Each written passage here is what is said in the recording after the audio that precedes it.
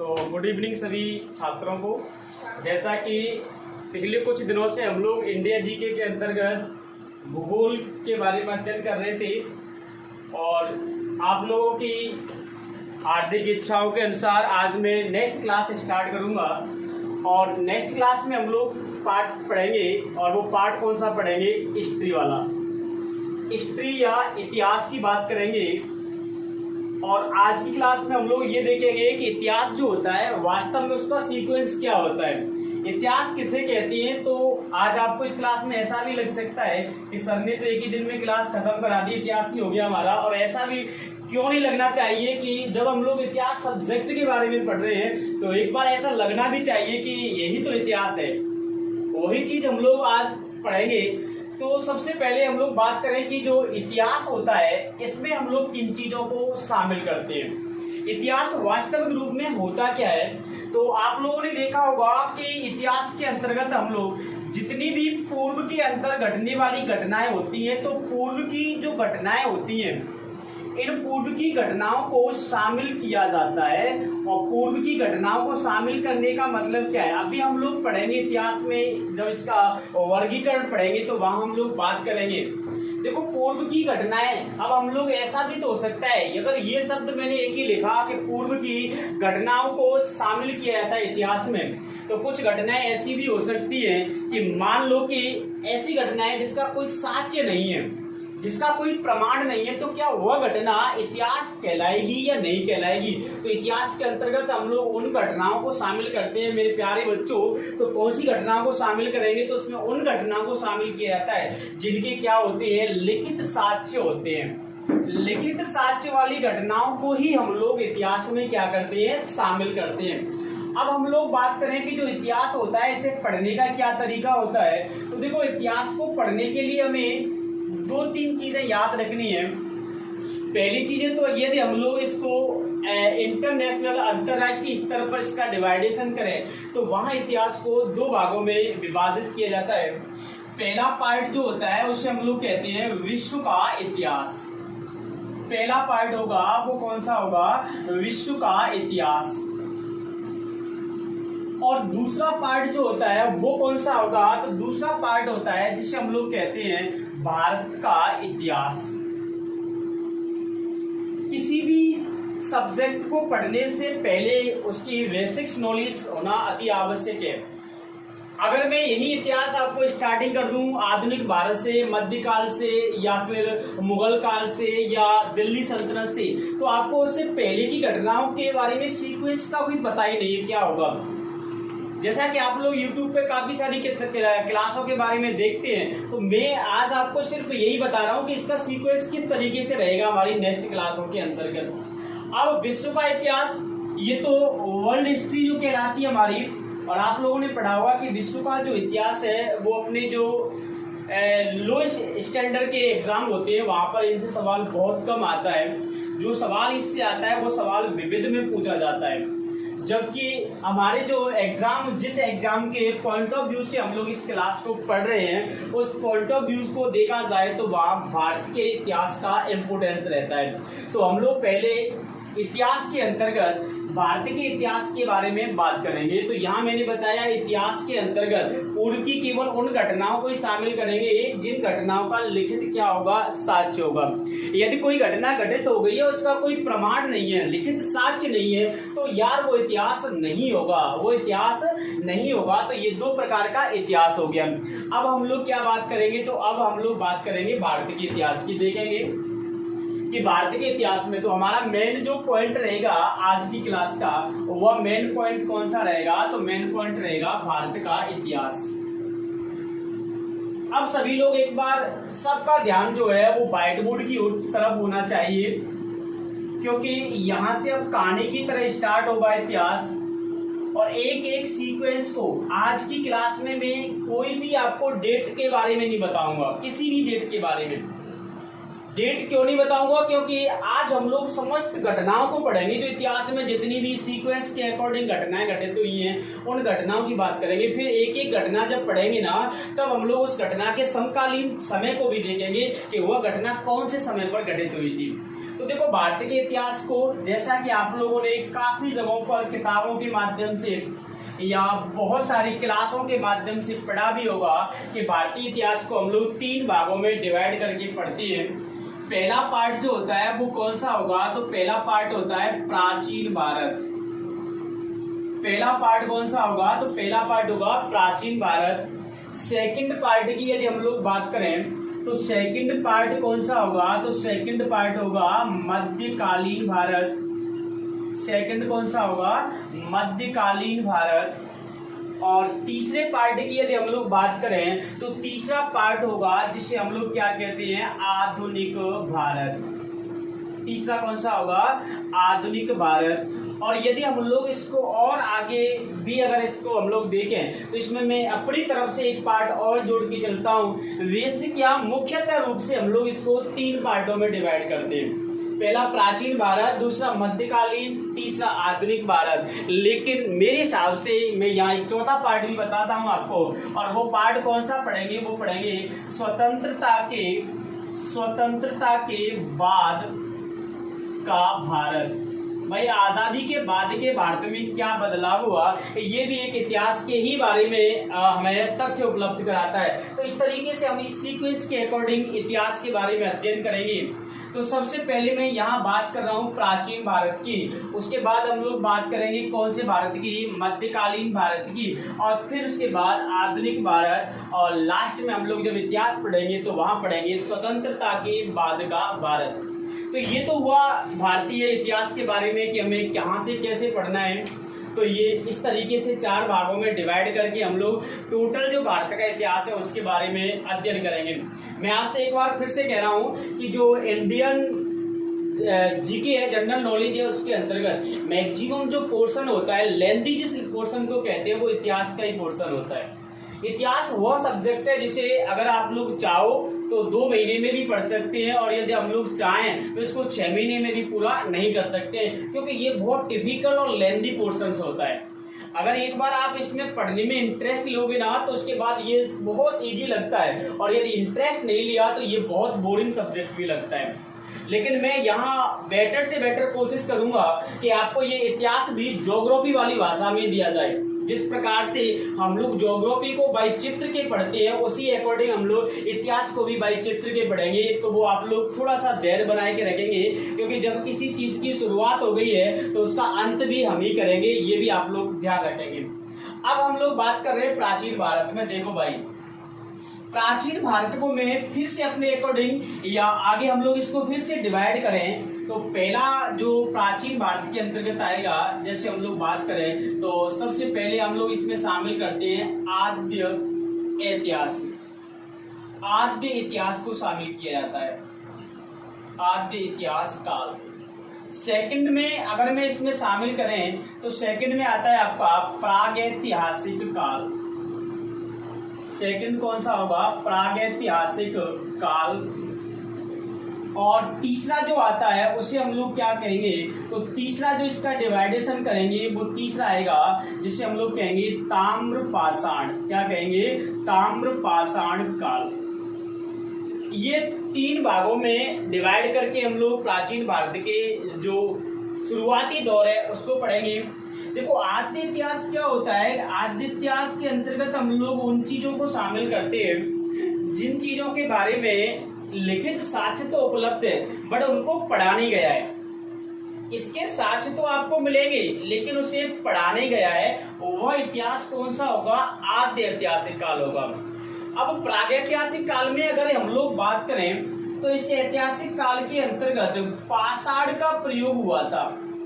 पाषाण का मतलब क्या होगा कि पत्थर क्या होता है, तो यहाँ पत्थर के औजारों की शुरुआत होती है, और जब पत्थर के औजारों की शुरुआत होगी तो पत्थर के औजारों को ही पाषाण के अकॉर्डिंग पाषाण कहा जाता है, जो पत्थर के औजार होते हैं। जिसके आधार पर मेरे प्यारे छात्रों इस पाषाण काल को या प्रागैतिहासिक काल को भी 3 भागों में डिवाइड कर सकते हैं। वो कौन से होंगे, पहला आपने पढ़ा होगा पुरापाषाण काल। कौन सा पढ़ा होगा, तो आप लोग बोलेंगे पुरापाषाण काल। देखो पुरापाषाण काल भी कह सकते हैं, और कुछ जगहों पर इसे क्या लिखा मिल सकता है आपको, तो वो भी देख लो भाई, पूर्व पाषाण काल भी लिखा मिल सकता है। लेकिन आपको याद रखना है मैक्सिमम जगहों पर क्या मिलेगा, पुरापाषाण काल ही मिलेगा। सेकंड पॉइंट यदि मैं यहाँ बात करूं तो अगला जो पार्ट आता है वो कौन सा होगा, तो वो होगा मध्य पाषाण काल। सेकंड कौन सा होगा, मध्य पाषाण काल। और यदि मैं थर्ड पार्ट की बात करें तो थर्ड पार्ट में आपका कौन सा आ जाता है, तो थर्ड पार्ट में आएगा नव पाषाण काल। कौन सा आएगा, नव पाषाण काल आएगा। तो इस तरीके से हम लोग इन तीनों कालों के अंतर्गत प्रागैतिहासिक काल के बारे में अध्ययन करेंगे। यहाँ हम लोग इन चीजों की बात करेंगे कि होमो सेपियंस की उत्पत्ति किस काल में हुई थी, मनुष्य ने सबसे पहले पहिए का आविष्कार किस काल में किया, उसे आग की नॉलेज कब हुई थी, उसने पत्थर के औजारों का प्रयोग कब से स्टार्ट किया, धीरे धीरे उसकी वृद्धि किस प्रकार से हुई। पहले वो चिंपैंजी बंदर की तरह माना जाता था होमो सेपियंस, तो उसका धीरे धीरे विकास कैसे हुआ, ये सारी चीजें हम लोग इन ऐतिहासिक कालों के अंतर्गत ही पढ़ेंगे। जब इन कालों के बारे में पढ़ेंगे तो उसके बाद एक नया भारत निकल के आएगा, नई सभ्यता निकल के आएगी, और उस सभ्यता के अंतर्गत सबसे पहले प्रयोग होगा कौन सी धातु का, तो प्रयोग होता है तांबे का। किसका होगा, तो तांबा जो धातु थी सर्वप्रथम मनुष्य ने इसी का प्रयोग किया था, जिसके नाम पर हम लोग ताम्र पाषाण काल कहते हैं। और ताम्र पाषाण काल के बाद क्या हुआ कि इस तांबे के अंतर्गत आगे चल के क्या मिला दिया गया, टिन मिला दिया गया। और तांबा और टिन से बनने वाला जो एक अलग धातु निकली वो कौन सी थी, तो उसे हम लोग क्या कहते हैं, कांस्य कहते हैं, कांसा कहते हैं। इसलिए इस सभ्यता को कांस्य युगीन सभ्यता के नाम से भी जाना जाता है। अब देखो सवाल यहाँ आपको क्या समझना है, आपको सवाल ये समझना है, आपसे सवाल देगा कांस्य युगीन सभ्यता किसे कहा जाता है, ताम्र पाषाण काल किसे कह रहे हैं, जहां तब सबसे पहले मनुष्य ने तांबे का प्रयोग किया। जब तांबे में टिन को मिला दिया जाता है तो मिश्रण से बनने वाली धातु कांसा होता है, कांस्य होता है, इसलिए इसे कांस्य युगीन सभ्यता कहते हैं। और मेरे प्यारे बच्चों या छात्रों, कांस्य युगीन सभ्यता में हम लोग किसको शामिल करेंगे, तो यहाँ से स्टार्ट होगी आपकी कौन सी, सिंधु घाटी सभ्यता। यहाँ से शुरुआत होती है सिंधु घाटी सभ्यता की। मुख्य रूप से इतिहास को यहीं से स्टार्ट किया जाता है। मुख्य निम्न स्तर पर हम लोग अपनी किताबों में भी अगर इतिहास के बारे में होगा तो इन चीजों के बारे में 4 लाइन लिखने के बाद सीधी सिंधु घाटी सभ्यता के बारे में जिक्र कर रखा होगा। बट हम लोग जब पढ़ रहे हैं तो थोड़ा सा इनके बारे में और विस्तृत रूप से पढ़ेंगे। जब हम लोग इनके बारे में अलग से क्लास लेके आएंगे अगले जो हमारा लेक्चर होगा उसके अंतर्गत, तो यहाँ से शुरुआत होती है सिंधु घाटी सभ्यता की। अब ये सिंधु घाटी सभ्यता आपने पढ़ा होगा कि ये सिंधु घाटी सभ्यता, इस हम लोग बात करें तो सिंधु नदी के आसपास जितनी भी शहर मिले थे, चाहे वो हड़प्पा, इसी को हम लोग और किस नाम से जानते हैं, देखो तो ये भी देख लो, इसी को कहा जाता है हड़प्पा कालीन सभ्यता। इसको क्या कहते हैं, हड़प्पा कालीन सभ्यता, क्योंकि इसमें सबसे पहले हड़प्पा नाम के शहर की क्या हुई थी, खोज हुई थी। ये बात यहाँ तक कि हम लोगों ने प्राचीन भारत के प्राचीनतम भाग के बारे में बात करी थी। अब देखो सिंधु घाटी सभ्यता, अब मैं यहाँ से एक सीक्वेंस बनाऊंगा इतिहास का। वो सीक्वेंस क्या होगा, देखो जब सिंधु घाटी सभ्यता का समापन हो गया, समापन होने के बाद भारत के अंतर्गत आर्य लोगों ने प्रवेश किया, और जब आर्यों ने प्रवेश किया तो उसके बाद हमारे भारत में एक संस्कृति पैदा हुई थी, संस्कृति का उद्भव हुआ और उसे कहते हैं वैदिक संस्कृति। और वैदिक संस्कृति की जब शुरुआत हुई थी तो मेरे प्यारे छात्रों, इसी वैदिक संस्कृति के टाइम ऑफ पीरियड को, समय को क्या कहा जाता है, तो वहां आप लोगों का आंसर होगा, इसको कहते हैं वैदिक काल। क्या कहते हैं, तो यहाँ सिंधु घाटी सभ्यता के बाद हम लोग किसके बारे में पढ़ेंगे, वैदिक काल के बारे में पढ़ेंगे। वैदिक कालों में हम लोग क्या पढ़ेंगे ये भी मैं आपको बताऊं, तो वैदिक काल में हम लोग ऋग्वेद, या जो भारत के अंदर जो इसमें वैदिक काल में 4 वेद बने थे, ऋग्वेद, यजुर्वेद, अथर्ववेद, और तो उन वेदों के बारे में हम लोग यहाँ अध्ययन करेंगे। और वेदों से संबंधित जितने भी उपनिषद होंगे या ब्राह्मण ग्रंथ होंगे तो उनके बारे में हम लोग यहाँ बात करेंगे।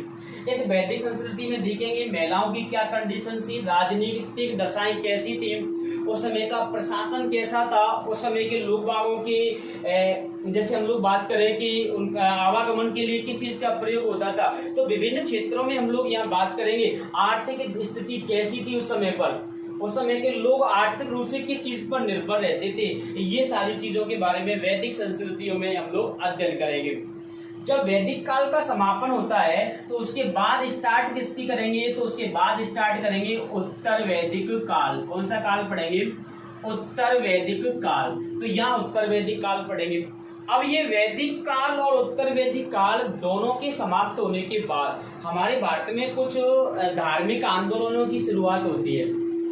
धार्मिक आंदोलनों की जब शुरुआत होती है तो देखो धार्मिक आंदोलनों में कौन से आंदोलन, जैसे आपने पढ़ा होगा कि धार्मिक आंदोलनों में जो आंदोलन हुए थे उसमें जैसे बौद्ध धर्म से संबंधित था, जैन धर्म से संबंधित था, भागवत धर्म से संबंधित था, शैव धर्म से संबंधित था, ये वैष्णव धर्म से संबंधित जो आंदोलन थे, ये सभी धार्मिक आंदोलनों की यहाँ से क्या होती है, शुरुआत होती है।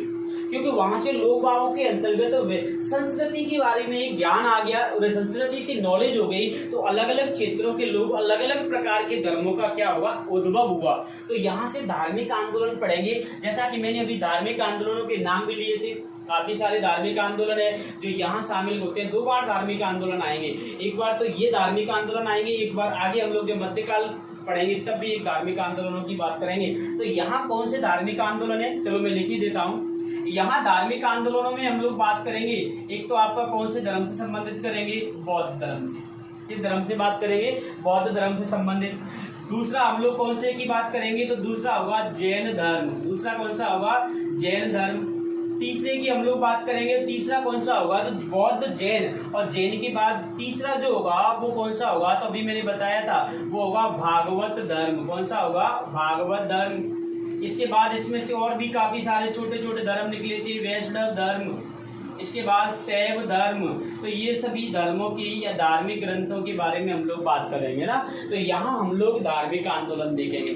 ये सभी सीक्वेंस के अकॉर्डिंग मैं बात कर रहा हूँ यहाँ इतिहास के अंतर्गत। अभी प्राचीन काल ही चल रहा है, जब मध्यकाल की बात करेंगे तब हम लोग अलग से बोल दूंगा मैं कि यहाँ से मध्यकाल स्टार्ट होगा। अब देखो धार्मिक आंदोलन हो गए। धार्मिक आंदोलन जब पूरे हो जाते हैं या इसके बाद देखो एक बहुत टर्निंग पॉइंट आता है। अभी तक कोई राजा महाराजा का काल नहीं था। जब राजा महाराजा का काल क्यों नहीं था, क्योंकि कोई विशेष राज्य नहीं थे उस समय। कोई विशेष राज्य नहीं होगा तो राजा नहीं होगा। जब राज्य नहीं था तो यहाँ सभी कंडीशंस एक जैसी थी। जैसे सिंधु घाटी सभ्यता पढ़ेंगे तो वहां हमें मालूम ही नहीं चलता कि राजनीति थी या नहीं थी। अब आओ यहाँ पे देखो, अब क्या होगा, तो यहाँ स्टार्ट होता है एक काल कहते हैं जिसे कहते हैं महाजनपद काल। कौन सा काल कहते हैं, तो यहाँ कहेंगे हम लोग महाजनपद काल। देखो महाजनपद काल के अंतर्गत हम लोग 16 महाजनपद पढ़ेंगे। कितने पढ़ेंगे, तो आंसर होगा 16 महाजनपद पढ़ते हैं। या हम लोग देखेंगे कि कौन कौन से 16 महाजनपद हैं, उनकी राजधानी क्या है और वो कहाँ थे, उत्तर भारत में कितने थे, दक्षिण भारत में कितने थे, इन सारी चीजों के बारे में हम लोग बात करेंगे। और 16 में से अंत में जाकर के मगध जो था वह मगध साम्राज्य या मगध महाजनपद सब पर क्या पड़ जाता है, भारी पड़ जाता है। और जब मगध सब पर भारी पड़ जाता है तो यहाँ पर जब महाजनपद काल की शुरुआत हो रही है तो यही मगध के ऊपर एक वंश निकल के आता है मेरे प्यारे छात्रों। और वो वंश कौन सा होता है, तो वंश होगा हर्यक वंश। कौन सा वंश निकले के आएगा, यहाँ से स्टार्ट होगा वंशावली प्रणाली। और यहाँ से ये हर्यक वंश जो है वह सबसे पहले जो है महाजनपद काल के दौरान मगध वंश पर या मगध जनपद पर क्या करेगा, राज करता है। अब हर्यक वंश के बाद हम लोग जैसे बात करेंगे, इसमें अजातशत्रु आपका नाम सुना होगा, एक राजा था अजातशत्रु, वो हर्यक वंश का ही था। तो वो एक नाम और सुना होगा, उदयन नाम का शासक था जिसने पटना शहर की पाटलिपुत्र नाम से स्थापना की थी, वो भी हर्यक वंश का ही था। तो यहाँ से स्टार्ट होगी हर्यक वंश की। पहले आप लोग एक बार इसका स्क्रीनशॉट ले लो, उसके बाद मैं हर्यक वंश से आगे कंटिन्यू करता हूँ। तो एक बार इसका स्क्रीनशॉट लो।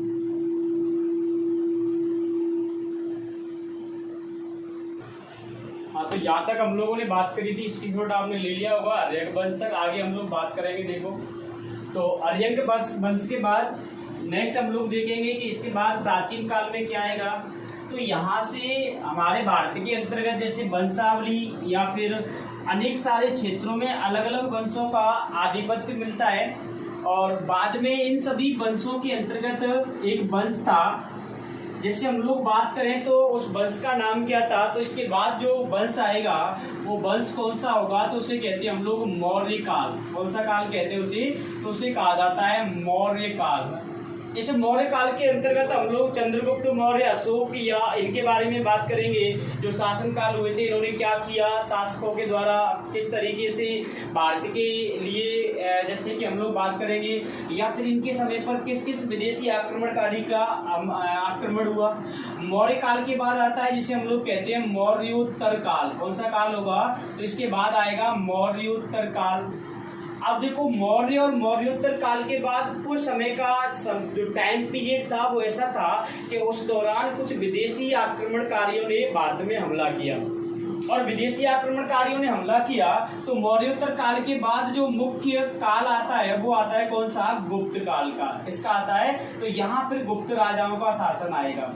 और गुप्त राजाओं का शासन जो आता है, इस शासन के समय पर अगर हम लोग बात करें तो यहाँ गुप्त राजाओं ने कई सारे भारत के लिए, जैसे हम लोग बात करेंगे कि कई सारे विश्वविद्यालयों की स्थापना की, सिक्के जारी किए, अलग अलग प्रकार के सिक्कों का संचालन किया गुप्त राजाओं ने मौर्योत्तर काल में मौर्य राजाओं के द्वारा। तो और इसके बाद हम लोग जैसे बात करें तो यही समकालीन समय में दक्षिण भारत में एक वंश था जिसका नाम था संगम काल। कौन सा काल था, तो यही दक्षिण भारत में संगम काल की स्थापना होती है। संगम काल में कई सारी संगोष्ठियां की जाती हैं, उन संगोष्ठियों के बारे में भी हम लोग यहाँ बात करेंगे। और इसी बीच में हम लोग कुछ विदेशी आक्रमणकारियों को देखेंगे, इसकी बात करेंगे। तो यही हम लोग कुछ विदेशी आक्रमणकारियों की बात करेंगे। जो विदेशी आक्रमणकारी थे, इन आक्रमणकारियों के द्वारा भारत पर हमला किया था। जैसे आपने सुना होगा इसमें कुछ अरबी आक्रमणकारी थे, कुछ तुर्क भी थे, तो ये सभी ने भारत पर आक्रमण किया। ये तो बात थी हमारी प्राचीन काल के दौरान। किसके दौरान थी, प्राचीन काल के दौरान। अब हम लोग बात करें मध्यकाल की। किसकी बात करेंगे, मध्यकाल। देखो मध्यकाल को दो भागों में डिवाइड किया जाता है। कितने भागों में डिवाइड करेंगे, दो भागों में। एक तो होता है जिसे हम लोग क्या कहते हैं, तो एक तो कहते हैं मेरे भाई पूर्व मध्यकाल। क्या कहा जाता है, एक तो होगा पूर्व मध्यकाल, और एक जो काल होता है वो कौन सा होगा, तो एक कहलाता है जिसे हम लोग क्या कहते हैं, मध्यकाल। पूर्व मध्यकाल और मध्यकाल, ये दो भागों में डिवाइड करके पढ़ते हैं। देखो पूर्व मध्यकाल और मध्यकाल में क्या अंतर है, तो यहाँ हम लोग बात करें मुख्य रूप से मध्यकाल की जो शुरुआत होती है वो हर्षवर्धन के समय से होती है। हर्षवर्धन का जो टाइम पीरियड था वहां से मध्यकाल की शुरुआत मानी जाती है। और मध्यकाल के अंतर्गत सबसे पहले जो हम लोग बात करेंगे वो किसकी बात करेंगे, तो वहां हम लोग देखेंगे राजपूत काल। कौन सा काल आता है, तो सबसे पहले राजपूत काल आता है, जिसके दौरान अनेक सारे राज्यों के अंतर्गत विभिन्न राजपूत राजाओं या वंशों की उत्पत्ति हुई थी। चाहे उसमें हम लोग परमार वंश की बात करें, चाहे हम उसमें चौहानों की बात करें, गुर्जर प्रत्यारों की बात करें, लोहार वंश की बात करें, जो राजपूत वंशावलियां थी उनकी बात करें, तो यहाँ राजपूत काल में हम लोग उनकी बात करेंगे। अब राजपूत काल के बाद जैसे हम लोग आगे चलेंगे तो देखो राजपूत काल के बाद जो समय आता है, राजपूत काल के बाद यदि हम लोग देखें तो यहाँ पर दिल्ली सल्तनत, कौन सा सल्तनत आएगा, तो मध्यकाल में दिल्ली सल्तनत आती है। और दिल्ली सल्तनत के अंतर्गत हम लोगों को 5 वंश याद रखने हैं। उसकी मैं आपको ट्रिक बता देता हूँ। ट्रिक क्या होगी, तो देखो जी के ट्रिक्स क्या हो जाएगी, तो जी के ट्रिक्स होगी। इसके अंतर्गत देखो कौन कौन से राजवंश होंगे। यहाँ हम लोग बात करें सबसे पहले जी में, तो यहाँ होगा गुलाम वंश। कौन सा वंश होगा, गुलाम वंश कहते हैं इसी को। इसी वंश को क्या कहा जाता है, तो गुलाम वंश को ही हम लोग किस नाम से जानेंगे, तो इसी को हम लोग कहते हैं ऐबक वंश या कुतुबुद्दीन का। तो गुलाम वंश के नाम से आप लोग याद रख लेंगे। जी का मतलब होगा गुलाम वंश। के से क्या मतलब होगा, तो के से बनता है खिलजी वंश। कौन सा आएगा, तो गुलाम वंश के बाद आता है खिलजी वंश। कौन सा आ जाएगा भाई, खिलजी वंश आएगा। इसके बाद टी आपको दिख रहा होगा, टी से कौन सा वंश बनेगा, तो टी से मेरे प्यारे छात्रों वंश बनेगा तुगलक वंश। कौन सा वंश बनेगा, तुगलक वंश। ये सभी वंश जो है वो क्रम बाई क्रम दिल्ली पर इन्होंने अधिकार किया। दिल्ली पर इन्होंने क्रम बाई क्रम शासन किया था। सबसे पहले अगर हम लोग बात करें तो दिल्ली पर सबसे पहले किसने किया था? गुलाम वंश ने। इससे पहले देखो दिल्ली सल्तनत से पहले कुछ विदेशी आक्रमणकारियों के हमले हुए थे, और ये विदेशी आक्रमणकारियों में आप लोगों ने देखा होगा महमूद गजनवी, मोहम्मद गौरी, इन्होंने आक्रमण किया था।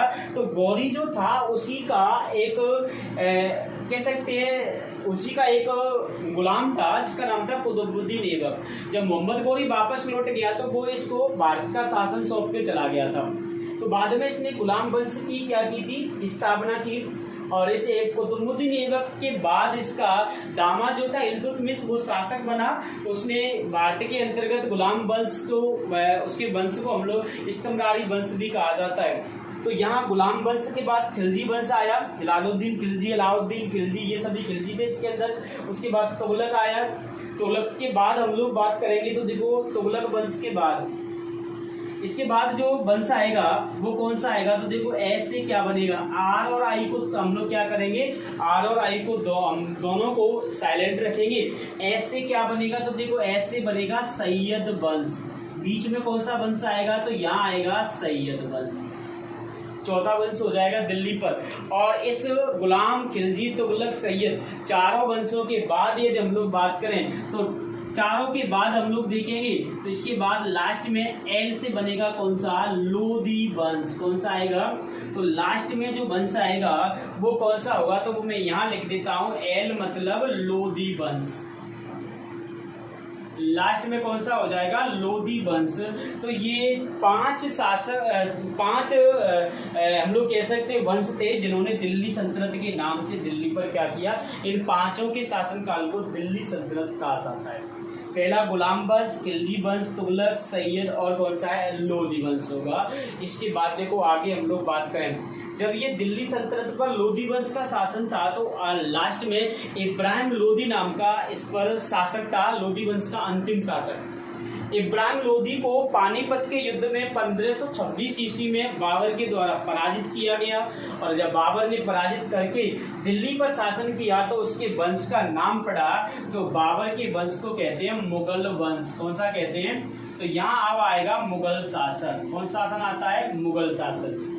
अब मुगल शासक में आपने देखा होगा कि सबसे पहले बाबर था, बाबर के बाद बेटा जहांगीर आया, जहांगीर के बाद जैसे हम लोग बात करें तो देखो बाबर आप लोगों को याद कैसे रखना है, इसकी भी मैं एक ट्रिक बताऊंगा आप लोगों को कि जो बाबर था उसके बाद जहांगीर आएगा और ये सभी क्रम थे, बाबर, जहांगीर, अकबर, शाहजहां, औरंगजेब, ठीक है। तो इनका जो सीक्वेंस था ये लगभग 1707 तक मुख्य मुगल शासक था और 1707 के बाद, लेकिन लास्ट अगर हम लोग बात करें तो इसका आधुनिक भारत में भी जिक्र देखेंगे।